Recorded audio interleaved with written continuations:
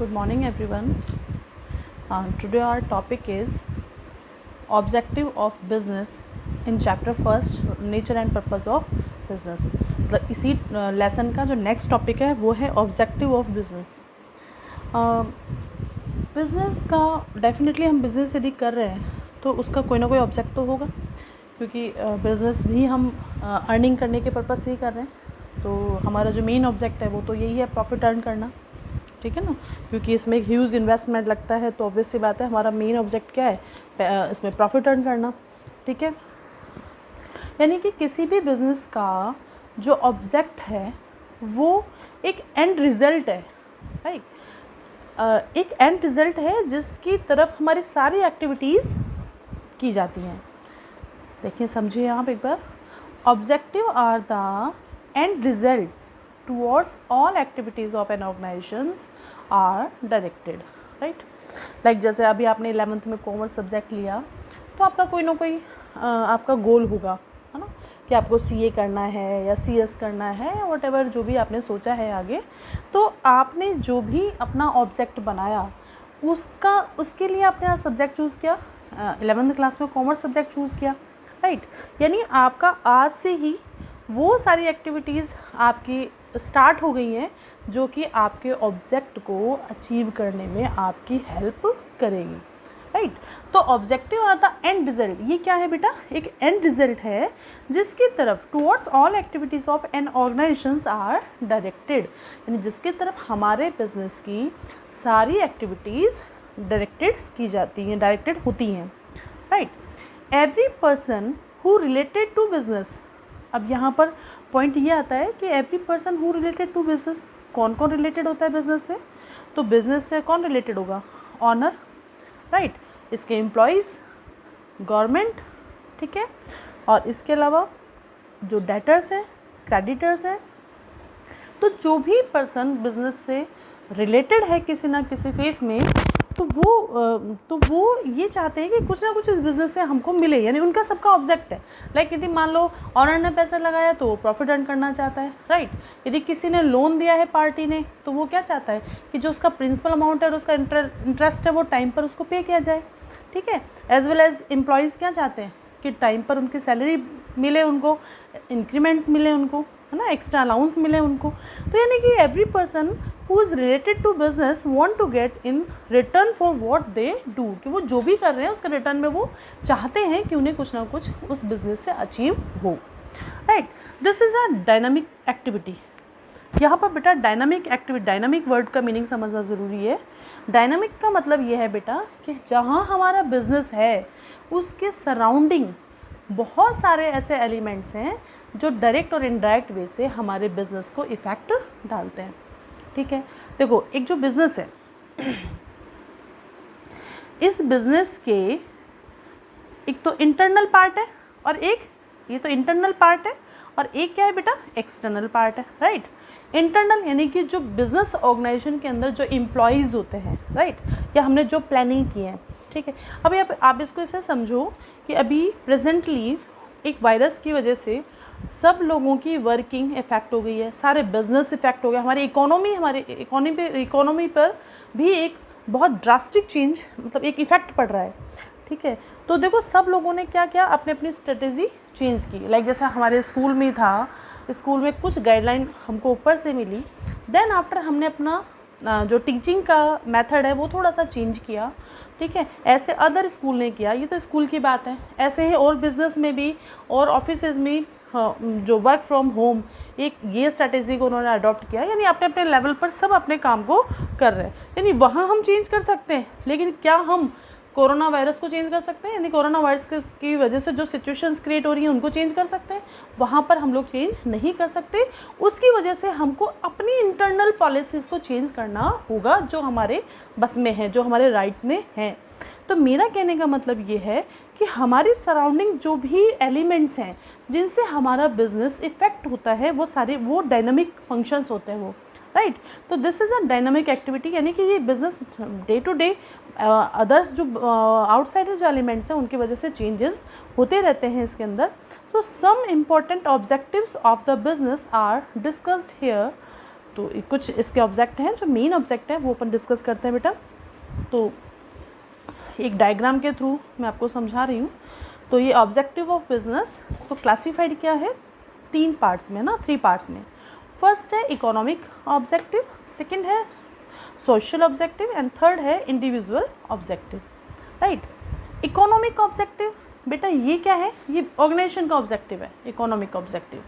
यानी एक ऑर्गेनाइजेशन क्या चाहता है अपने रिसोर्सेज से, रिसोर्सेज इन द सेंस, देखो बिजनेस के जो भी इम्पॉर्टेंट रिसोर्सेज हैं वो हैं एक तो फिजिकल रिसोर्सेज, ओके, और एक है बेटा ह्यूमन रिसोर्सेज। समझेंगे इस चीज़ को कि हम जब बिज़नेस को रन करते हैं तो बिज़नेस को रन करने के लिए हमें फिजिकल रिसोर्सेज चाहिए, लाइक लैंड एंड बिल्डिंग चाहिए, हमको फर्नीचर्स चाहिए, हमें मशीनरी चाहिए, है ना। तो वो ये सारे क्या हो गए, फिजिकल रिसोर्सेज हो गए जिनको हम देख सकते हैं, जिनके थ्रू हम काम करेंगे अपने। और ह्यूमन रिसोर्सेज वो वर्किंग फोर्स है हमारे यहाँ पर, जो उन एलिमेंट्स के साथ, यानी जो फिजिकल रिसोर्सेज हैं उनके साथ अपने जो भी इनको टास्क दिए गए हैं वो परफॉर्म करते हैं। कौन, ह्यूमन रिसोर्सेज दे। तो ये दोनों इम्पॉर्टेंट एलिमेंट है किसी भी बिजनेस के लिए, अंडरस्टैंड। तो जो बिजनेस का मेन ऑब्जेक्ट क्या है कि वो इन एलिमेंट्स का प्रॉपर यूज़ करके अपने मेन ऑब्जेक्ट यानी कि जो प्रॉफिट अर्न करना है उसको अचीव करे, राइट। सोशल ऑब्जेक्टिव ये होगा कि हमारा बिजनेस सोसाइटी के रिसोर्सेज से सोसाइटी में रन कर रहा है, तो जाहिर सी बात है बिजनेस की एक मोरल ड्यूटी बनती है टुवर्ड्स सोसाइटी, है ना। तो वो कौन कौन से हैं वो अपन देखेंगे। नेक्स्ट है इंडिविजुअल ऑब्जेक्टिव। इंडिविजुअल यानी कि जो भी इंडिविजुअल पर्सन बिजनेस से रिलेटेड है, लाइक चाहे वो ऑनर है या फिर एम्प्लॉयज़ है। तो जैसे हर एम्प्लॉयज़ जो बिज़नेस में कहीं पर भी बिज़नेस में है वो यही चाहता है, मैक्स टू मैक्स क्या चाहता है कि उसको जो टाइम पर उसको जो भी उसका वेजेस है और सैलरी है वो उसको पे किया जाए, और एज वेल एज उसका जो भी वर्किंग प्लेस है वहाँ पर बेस्ट कंडीशंस हो जहाँ पर वो इजी कंफर्टेबल काम को कर सके, राइट। तो ये ऐसे ये इंडिविजुअल ऑब्जेक्टिव है। तो जो तीनों ऑब्जेक्टिव है ना ये आपस में एक दूसरे से लिंक्ड हैं। ऐसा नहीं कि आप किसी एक ऑब्जेक्ट को आप इग्नोर कर दें तो आप अपने बिजनेस का जो ऑब्जेक्ट है उसको आप अचीव नहीं कर सकते। लाइक इकोनॉमिक ऑब्जेक्ट यानी कि जो ऑनर का या बिजनेस का जो ऑब्जेक्ट है प्रॉफिट अर्न करना, वो प्रॉफिट तभी अर्न करेगा जबकि वो सोसाइटी के जितने भी ड्यूटीज़ हैं उनको फुलफ़िल करता हो टाइम टू टाइम। और इंडिविजुअल ऑब्जेक्ट यानी उस जिसके एम्प्लॉयज़ भी सेटिस्फाइड हो। तो ये जब सारी चीज़ें प्रॉपर वे में मैनर में चलेंगी तो ही आप अपने ऑब्जेक्ट को अचीव कर पाएंगे, है ना। तो ये तो है ऑब्जेक्ट। अब अपन ये पढ़ते हैं कि हर एक ऑब्जेक्ट में क्या क्या पॉइंट्स हैं। तो फर्स्ट है अपना इकोनॉमिक्स ऑब्जेक्ट। इसमें जो फर्स्ट पॉइंट है वो है सर्वाइवल। देखो इकोनॉमिक ऑब्जेक्ट यानी कि मेन जो ऑब्जेक्ट है इसका प्रॉफिट अर्न करना, राइट। सर्वाइवल यानी कि कोई भी बिजनेस सर्वाइव तभी करेगा जबकि उसको प्रॉफिट के चांसेस उसमें बढ़ते जाएं, यानी प्रॉफिट की कंडीशन हो। यदि प्रॉफिट की कंडीशन मतलब सफिशिएंट प्रॉफिट होना चाहिए, यदि प्रॉफिट नहीं है तो वो ज़्यादा लॉन्ग टर्म तक सर्वाइव नहीं कर सकता, राइट। लेकिन इसका मतलब ये भी नहीं है कि हम अपने प्रॉफिट को मैक्सिमाइज़ करने के लिए कोई भी अपन किसी भी चीज़ का यूज़ करें, वो भी नहीं होना चाहिए, राइट। तो सर्वाइवल के लिए हमारा प्रॉफिट का या इकोनॉमिक ऑब्जेक्टिव होना ज़रूरी है, तभी हम सर्वाइव कर पाएंगे, कॉम्पिटिशन्स में हम सर्वाइव कर पाएंगे, राइट। नेक्स्ट है profit and profit this is very important object for any business. Actually profit का मीनिंग यहाँ पर ये है बेटा कि जो प्रॉफिट है बिजनेस का वो अपने ऑपरेशन एक्टिविटी से एक मतलब सेटिस्फैक्टरी प्रॉफिट होना चाहिए, यानी कि मिनिमम भी नहीं हो और हम उसको मैक्सिमाइज करने के लिए अनफेयर ट्रेड प्रैक्टिस भी ना करें। Unfair trade practice in the sense कि हम जो हम पेइंग कैपेसिटी में नहीं, हम इतनी ज़्यादा कॉस्ट को उसका जो MRP है उसका वो हम काफ़ी ज़्यादा बढ़ा दें, या फिर हम उसके अंदर जो हमारा प्रोडक्ट है उसकी क्वालिटी को हम कम कर दें, राइट। या फिर ब्लैक मार्केटिंग हम करना शुरू करें।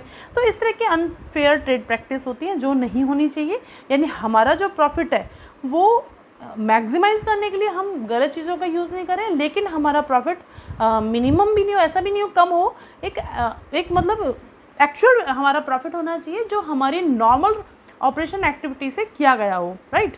तो प्रॉफिट ज़्यादा होंगे या बढ़ेंगे हमारे, इंक्रीज़ होंगे तो ही हमारे लिए बेनिफिशियल है। नेक्स्ट है ग्रोथ। किसी भी बिजनेस में यदि प्रॉफिट के चांसेस ज़्यादा हैं तो उनके ग्रोथ के भी अपॉर्चुनिटी उनको ज़्यादा मिलती है।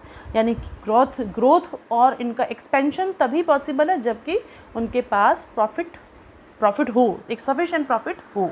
ग्रोथ इन द सेंस कि हमने अपने बिज़नेस को और आगे बढ़ाने के लिए हम जो भी चीज़ें या नया प्रोडक्ट यूज़ में ले रहे हैं या हम अपने जो हमारी सेल्स वॉल्यूम है उसको इंक्रीज़ कर रहे हैं, यानी जो भी हम चीज़ कर रहे हैं जिससे हमारे बिज़नेस की ग्रोथ हो, वो सारे एलिमेंट्स ना वो तभी पॉसिबल होंगे जबकि प्रॉफिट है हमारे पास। ठीक है। अच्छा, जो ये 3 है ना, ये 3 तो मेन ऑब्जेक्ट है। अब इसी के साथ कुछ और ऑब्जेक्ट्स हैं जो एक बिज़नेस मतलब जिनको अपने माइंड में रखता है, जैसे कि creation of demand. Creation of demand in the sense demand को इंक्रीज़ करना। डिमांड को इंक्रीज़ करना, इसका मीनिंग ये है कि आप अपने प्रोडक्ट की डिमांड को इंक्रीज़ करने के लिए ऐसा क्या करें कि जो पब्लिक आपके प्रोडक्ट को मतलब आपके प्रोडक्ट को लेना चाहे। यानी कि हर बिज़नेस ये चाहता है कि उसका सोसाइटी में शेयरिंग ज़्यादा हो, यानी शेयरिंग ऑफ प्रोडक्ट, यानी जो उसका मार्केट है उस पर ज़्यादा उसका पोजीशन हो।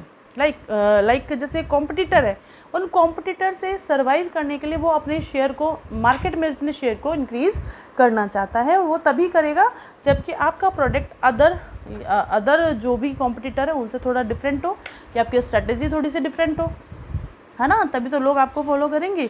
तो क्रिएशन ऑफ डिमांड को क्रिएट करना। नेक्स्ट है optimum utilisation of resources. Like जैसे मैंने आपको बताया कि ये जो है फिजिकल और human resources, these are very important resources for any business, है ना। तो ये किसी भी बिज़नेस के इंपॉर्टेंट रिसोर्सेज हैं, तो उनका ऑप्टिमम यूटिलाइजेशन करना।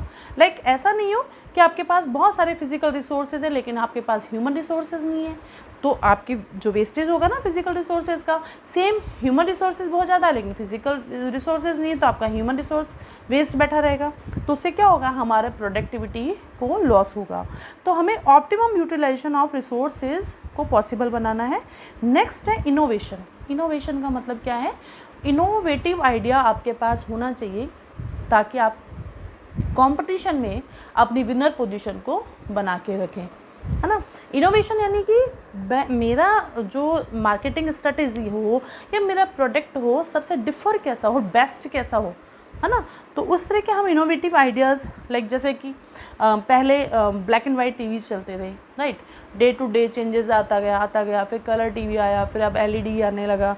तो यानी कि उस टीवी का मेन फंक्शन तो टीवी का वही है ना, टीवी है जिस पर हम सारा देखते हैं, सारे चैनल्स वगैरह भी तो काफ़ी सारा आ गया, डिश वगैरह सब हम लोग लगाते हैं और उसको देखते हैं, चैनल्स को चेंज कर करके। तो लेकिन ये जो चीज़ें आई हैं, आप ये देखो, ये चीज़ें मतलब कि नए इनोवेटिव आइडियाज़ की वजह से तो ये चीज़ें अप टू डेट होती गई हैं और सोसाइटी में आज अपने एक बहुत अच्छा पोजीशंस को बना के रखा हुआ है। सेम ऐसे ही आप बताओ, आरओ को हम यूज़ करते हैं आज। आरओ हमारे घर में पहले तो शायद कभी भी मैं जब पढ़ती थी शायद जब भी नहीं था आरओ, तो अब लेकिन आज हम सबके घर में आरओ है, राइट। अब वो इतनी हमारी नीड हो गई कि बिना हम सादा पानी पी नहीं सकते, और यदि हमने सादा पानी पी लिया तो हम तुरंत बीमार हो जाएंगे। यानी कि आप देखो कि मार्केट को कैसे कैप्चर किया है, जिस किसी भी बंदे ने इस पानी को आरओ में कन्वर्ट कर सेल करना शुरू किया है। तो ये है इनोवेटिव आइडियाज़, राइट। फिर मार्केट शेयरिंग, यानी कि मार्केट शेयर को इंक्रीज़ करना। ये सारे object belongs to economic objectives, right. तो ये इकोनॉमिक्स ऑब्जेक्टिव है, यदि बिजनेस इनको फॉलो नहीं करेगा तो सर्वाइव नहीं कर पाएगा। नेक्स्ट है सोशल ऑब्जेक्टिव। सोशल ऑब्जेक्टिव में क्या क्या जो बिज़नेस की मोरल ड्यूटीज़ हैं, लाइक फर्स्ट है स्टैंडर्ड क्वालिटी ऑफ गुड्स, यानी जो भी प्रोडक्ट सोसाइटी को प्रोवाइड किए जा रहे हैं उनकी क्वालिटी कैसी हो, बेस्ट हो, है ना, क्वालिटी अच्छी हो, और साथ में जो भी पेइंग कैपेसिटी में हो, यानी जो परचेज़र है, बायर है, वो उसके पेइंग कैपेसिटी में हो।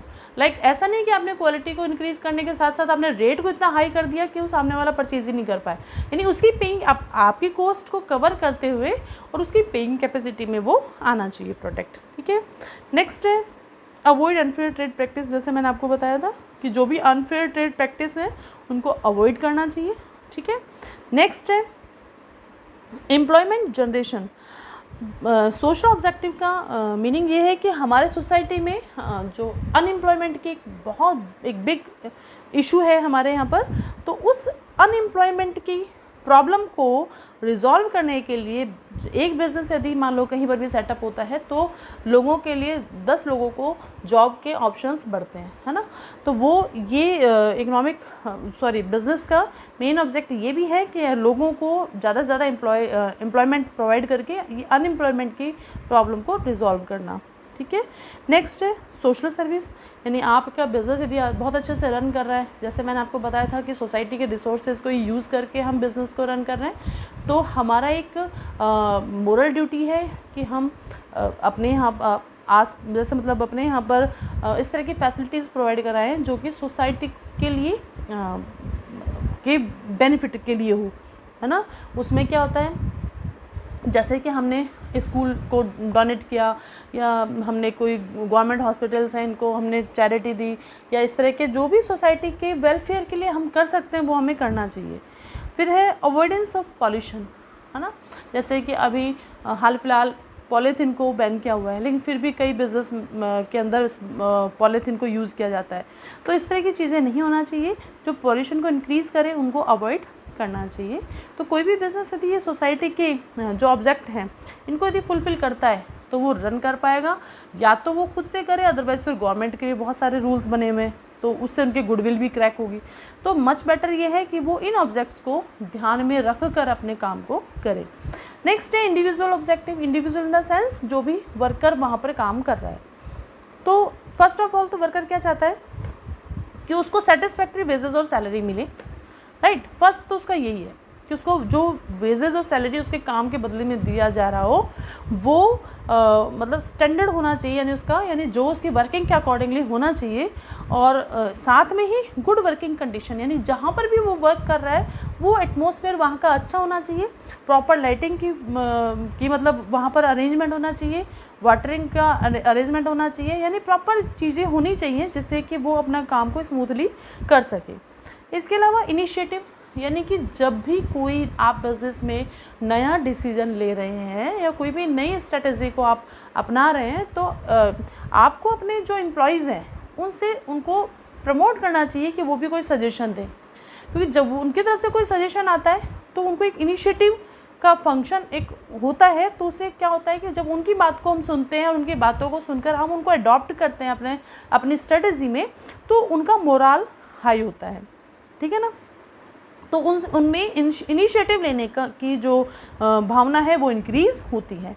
नेक्स्ट है social benefit and allowance, as well as उनको सोशल अलाउंस भी उनको देना चाहिए, लाइक जैसे उनके बच्चों के एजुकेशन के रिगार्डिंग उनको अलाउंस देना चाहिए, मेडिकल अलाउंस देना चाहिए, या उनको रहने का भी आप दे सकते हैं। तो इस तरह के जो भी एक ऑर्गेनाइजेशन के मतलब की कैपेसिटी में हो उस तरह की उनको सोशल बेनिफिट्स प्रोवाइड करना चाहिए, क्योंकि आपके एम्प्लॉयज़ यदि सेटिस्फाइड हैं तो जाहिर सी बात है आप अपने इकोनॉमिक ऑब्जेक्ट को अचीव कर पाएंगे। यदि सेटिस्फाइड नहीं है तो क्या होगा, जो आपके एम्प्लॉयज़ हैं वो बिज़नेस को छोड़ के जाने की बात सोचेंगे, और कोई भी बिज़नेस को छोड़कर जाएगा और नया आएगा तो उसको ट्रेन करने में उतना हमारी कॉस्ट इंक्रीज़ हो जाएगी, तो वो हमारे लिए बेनिफिशियल नहीं है, राइट। तो हमें इस तरह से इन सारे ऑब्जेक्ट्स को एक दूसरे से लिंक कर और फुलफ़िल करना चाहिए। इसके बाद है नेक्स्ट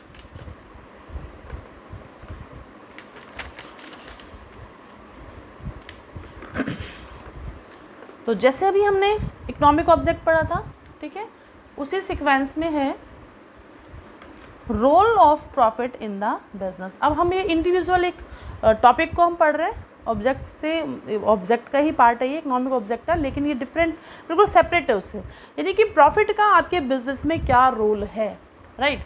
तो फर्स्ट हमारा जो बिजनेस में प्रॉफिट का रोल है वो है सर्वाइवल। सर्वाइव के करने के लिए बिजनेस में प्रॉफिट का होना बहुत ज़्यादा इम्पोर्टेंट है। विदाउट प्रॉफिट आप सर्वाइव नहीं कर सकते। सर्वाइव इन द सेंस कि आपके सिमिलर ही यदि कोई बिज़नेस कॉम्पिटिटर है आपका, उसमें प्रॉफिट बढ़ रहे हैं और आपके पास प्रॉफिट नहीं है, तो आप कैसे सर्वाइव कर पाओगे, पॉसिबल ही नहीं है, राइट। तो सर्वाइवल के लिए आपके पास प्रॉफिट होने ज़रूरी है। नेक्स्ट है एक्सपेंशन एंड ग्रोथ। आपके बिजनेस को एक्सपेंड करने के लिए, आप ग्रोथ के लिए आपके पास प्रॉफिट होंगे, तभी तो आप आगे और अपने बिजनेस को एक्सपेंड कर सकते हैं, है ना। नए प्रोडक्ट सीरीज़ लेकर आ सकते हैं। अब जैसे कि मैगी, हमने पहले मैगी खाई है, ठीक है ना। मैगी के बाद मैगी केचप भी आ गया, मैगी मसाले भी आ गए अब, यानी कि मैगी ने कितने सारे प्रोडक्ट की रेंज को इंक्रीज़ किया, है ना। वो कब किया? तभी तो क्या ना, जबकि उसके पास प्रॉफिट्स थे तो उसने अपने प्रोडक्ट की जो मतलब उसके जो और रेंज को बढ़ा दिया उन्होंने, ठीक है ना, क्योंकि गुडविल तो सेट है। आज बाबा रामदेव का आप देखो, बाबा रामदेव का के कुछ प्रोडक्ट आते थे, लेकिन आज बाबा रामदेव ने मार्केट पर 80% कैप्चर किया हुआ है। आज बाबा रामदेव के सारे प्रोडक्ट आते हैं और हर घर में यूज़ होते हैं। तो क्यों किया ऐसा? क्योंकि बाबा रामदेव के पास प्रॉफिट अच्छा था। एक बार बाबा रामदेव ने अपनी गुडविल को सेट कर दिया। कैसे? कि बहुत एक अच्छे क्वालिटी के प्रोडक्ट लोगों को प्रोवाइड किए। उसके बाद और बिजनेसमैन ने बाबा रामदेव के साथ कोलैबोरेट करके उनकी मार्केटिंग, उनका जो गुडविल को इनकैश किया और अपने प्रॉफिट्स को बढ़ाया। तो अब आज बाबा रामदेव के नाम से कितने सारे प्रोडक्ट बिक रहे हैं, है ना। तो वो तभी तो पॉसिबल हो पाया जबकि उसके पास प्रॉफिट था। तो इस तरह से जब आपके पास बिज़नेस में प्रॉफिट के ऑप्शंस बढ़ते हैं तो आप अपने बिज़नेस को एक्सपेंड कर सकते हैं, आपके प्रोडक्ट की आप क्वालिटी को और ज़्यादा इन्हेंस कर सकते हैं और रेंज ऑफ प्रोडक्ट्स आप बढ़ा सकते हैं, जिससे आपकी ग्रोथ पॉसिबल होगी। नेक्स्ट है सिंबल ऑफ एफिशिएंसी एंड और इंडेक्स ऑफ परफॉर्मेंस। जितना ज़्यादा प्रॉफिट है वो उस बिज़नेस की एफिशिएंसी को इंक्रीज़ करता है, यानी उतना वो एफिशिएंट है बिज़नेस, राइट। यानी सिंबल है आपकी एफिशिएंसी का प्रॉफिट, ठीक है। इंडेक्स ऑफ परफॉर्मेंस यानी आपकी परफॉर्मेंस का एक इंडेक्स है कि आप यदि प्रॉफिट में है तो आपका इंडेक्स क्या हो रहा है, हाई जा रहा है, और यदि आप प्रॉफिट नहीं है तो आपका इंडेक्स लो जाएगा, आपकी जो भी प्रेजेंट कंडीशन है उससे, राइट। नेक्स्ट है reward for bearing the risk. जैसे अपना फर्स्ट कैरेक्टरिस्टिक्स में भी था ये रिस्क एलिमेंट ना, कि बिजनेस एक रिस्क एक्टिविटी है। कैसे? क्योंकि आज हम अपने बिजनेस में एक ह्यूज इन्वेस्टमेंट कर रहे हैं, क्योंकि छोटा मोटा नहीं होता बिजनेस में इन्वेस्टमेंट, एक ह्यूज अमाउंट इन्वेस्ट होता है। तो हमने वो इन्वेस्ट कर दिया और पर्पस क्या था हमारा? प्रॉफिट अर्न करना। प्रॉफिट क्या है? फ्यूचर एलिमेंट है, यानी फ्यूचर में होगा हमें, और वर्किंग हम आज कर रहे हैं, इन्वेस्टमेंट हम आज कर रहे हैं और we are not sure about future में क्या होगा हमें नहीं पता। अभी जैसे कि नए स्टार्टअप जो लगे हैं, उन नए स्टार्टअप में एक इन्वेस्टमेंट हो गया, लेकिन अभी कोरोना वायरस की वजह से वो स्टार्टअप्स क्या हो गए, सारे स्लो हो गए, बंद हो गए, कोई ऑप्शन ही नहीं है उनके पास। तो इस तरह के एक रिस्क एलिमेंट तो रहता ही है, यानी आपको यदि फ्यूचर में प्रॉफिट भी हो सकता है और लॉस के भी चांसेस हैं। तो यदि आपको प्रॉफिट होता है तो जो आपने रिस्क बियर किया है प्रेजेंट में, उसका वो क्या है? रिवॉर्ड है, राइट। तो प्रॉफिट होगा आपको तब जबकि आप रिस्क लेने की कैपेसिटी आपके अंदर होगी। तो इस तरह से बिजनेस का जो ये इम्पॉर्टेंट कैरेक्टरिस्टिक्स है, ये रिस्क, तो हमने इसको पढ़ लिया, समझ लिया आप लोगों ने। तो ये इम्पॉर्टेंट टॉपिक है कि रोल ऑफ प्रॉफिट, इसके अंदर से केस स्टडी भी आती है। तो फर्स्ट सर्वाइवल का मीनिंग आप समझ गए। सर्वाइव का मतलब सर्वाइव करना इन द सेंस कि आपके जो कॉम्पिटिटर है उनके बीच में सर्वाइव करना। मान लो कोई बंदा अकेला ही है तो उसको सर्वाइव करने में क्या दिक्कत है? तो चलाता रहेगा आराम से। कंपटीशन होता है तभी तो आप एनालाइज करते हो कि मैं कहाँ पर हूँ, पीछे हूँ या मेरा प्रॉफिट बहुत अच्छा है। तो आप सर्वाइव तभी करोगे जबकि आपके पास प्रॉफिट होंगे। आप अपने बिजनेस को एक्सपेंड तभी करोगे, ग्रोथ भी तभी पॉसिबल होगा जबकि प्रॉफिट आपके पास होगा। और प्रॉफिट आपकी एफिशिएंसी का एक सिंबल है, इंडेक्स है आपकी परफॉर्मेंस का। और ऐसे ही जो आप रिस्क आप बियर करते हो प्रेजेंट में, जिसका फ्यूचर में आपको प्रॉफिट मिलता है, तो ये क्या है? आपके उस रिस्क का रिवॉर्ड है, ठीक है। तो इस तरह से एक डायग्राम के थ्रू समझते हैं इसको।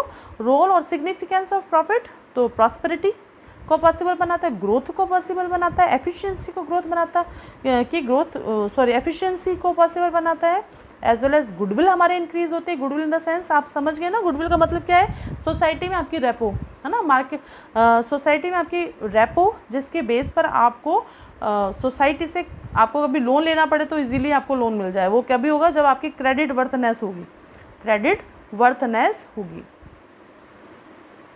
है ना। तो ये आपके गुडविल है और सर्वाइवल आपको बता ही दिया, ठीक है। तो ये आप टॉपिक हैं, इसके नोट्स आप कंप्लीट कर लीजिएगा और जो भी डाउट हो आप पूछ लीजिएगा।